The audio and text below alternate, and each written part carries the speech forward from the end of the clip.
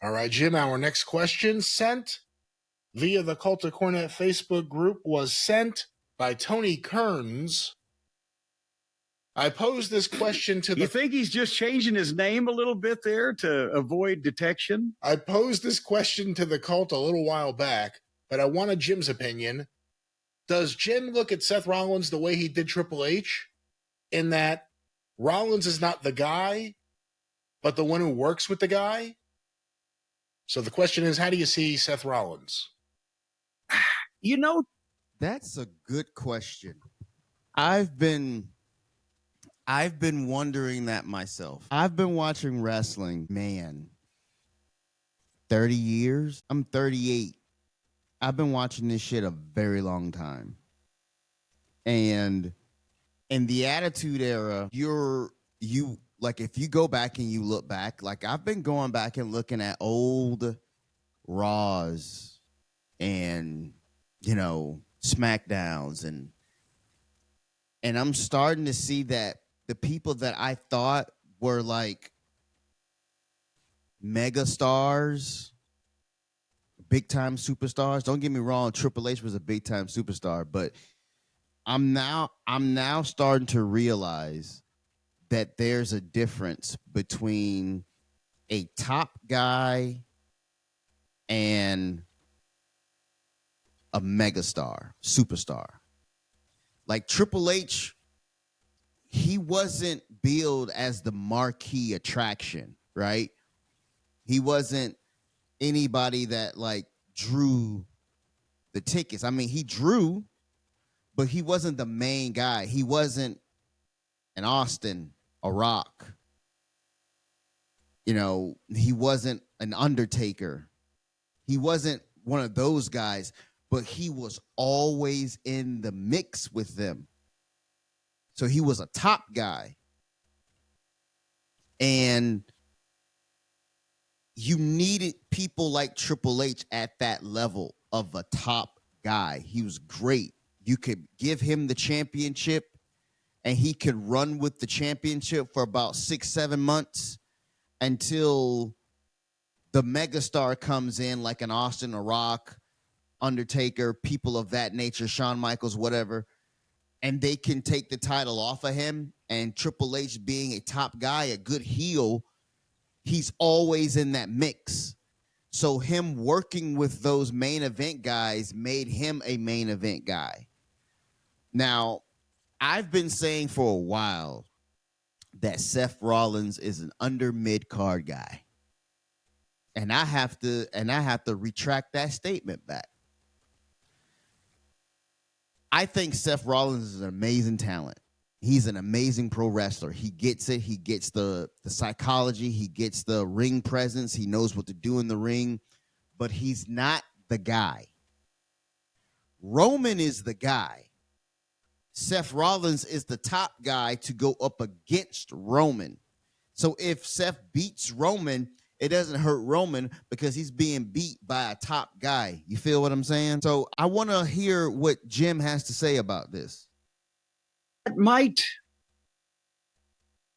might be the case, but I don't know that it's pronounced as much now as it was then, because you had, at the time, 4 or 5 really megastars: Austin, Rock, Taker. Foley could fit in there at that point, at that level, over that, 3 or 4 or 5 year period. And Triple H was right there with all of them, but he was never, and this is maybe, what the revisionist history has done for us with all of the, footage that's been replayed of all his victories and championship wins and etc. But at the time, and I mean, correct me if I'm wrong, Brian, but from 1998 to 2003 or 4, whatever it was, Triple H was in a lot of those main events and a lot of that picture, but he was never seen as a box office draw at the level of an Austin or a Rock or a Taker or a Foley or maybe 1 or 2 people in that rarefied air. Even a Kane at one point. It just wasn't comparable to the gates, the crowds, the ratings, the whatever that those other guys had done. Or am I misremembering this? No, I mean, I don't think you can compare anyone to Austin or The Rock. And The Rock may be the closest comparison just because they both kind of came up at the exact same time. But Austin, and I'd say The Rock, those two on top really changed the business. Undertaker and Mankind were a big part of that main event mix. But I think Triple H benefited from that, from everything getting built up the way it did, more than any of them did. Well, yeah, and also the guy that works. I got to agree, because Triple H was everywhere. He's one of my favorite wrestlers. He benefited a lot from that because they needed guys to work with. And Triple H was there. He was a proven commodity for the company. You know you're going to get a good match out of him. He doesn't do any bullshit backstage. You can depend on him. And I think that's what Seth Rollins is. He's this generation's Triple H, which is why Triple H got such a soft spot for him, because he sees himself in Seth. But Seth is not a megastar. He's far from it. But he's a great top guy. And I appreciate Seth Rollins. He's the guy that works with the top guy. And that's nothing wrong with that. Seth Rollins said that Roman's Hulk Hogan, and all I can be is the Macho Man to his Hulk Hogan. That's true. The guy that draws the money is an important spot, because the one key thing is that he was able to work with all those guys. You want a guy that can have a good match and do shit with all of those stars, and he did that. But so there's no shame at that. Just like I was saying, like, there's no shame in it. And for a long time, I may not like the Seth Rollins character. I think that he doesn't know who he wants to be. He has so many character changes throughout his career. I think if he would have just stuck with the Seth Rollins character coming out of the Shield, and we had that person now, I think that will be an argument on top guys and megastars. It'll be a different conversation. When he came back and from that knee injury, when he had the WWE Championship, he was a really big fucking deal. He beat Roman clean in the middle of the ring, and then Dean Ambrose came back around and cashed in his contract on him. If he would have stuck with that character, if he would have stuck with that Seth Rollins, we'll be in a better position of him today. I always said that a serious Seth Rollins, when he's not a nasally, whiny, his voice, you know what I mean? Like when he's on the mic, it's killer. But when he's serious, he is amongst the best that's out there. Watching Seth Rollins, or working with him specifically in Ring of Honor, what did you think his limit was? Where did you think he'd go?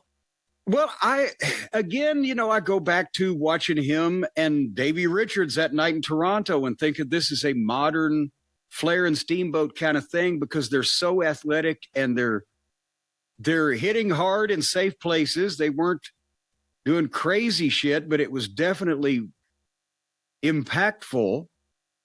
I said, this is a modern version of that, and they're being athletic, but there's entertainment in it. I think Seth, and it's been 16, 17 years or whatever. So he's slowed down now in terms of just doing crazy shit that he did.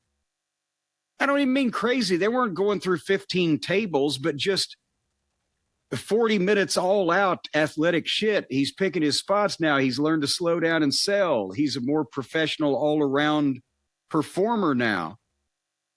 But I always thought that he was going to be a top guy because not only did he have the size and the good looks, but he had the ability in the ring. And we were just starting to see a point where maybe whether he could cut a promo or not, because he still had a bit of the whiny voice. Yeah, that whiny voice always kills me when he's in his promos. Like I say, like a serious Seth Rollins is a good Seth Rollins. And man, if he would have just stuck with that character outside of the Shield, I was really liking that character. He turned on Roman and Dean. He went off to join Triple H. Like I said, Triple H sees himself in Seth Rollins. And so I was disappointed when, as I've told the story, when he left and took the deal in NXT when we were just getting started with the Sinclair version of Ring of Honor, because I wanted to work with him longer.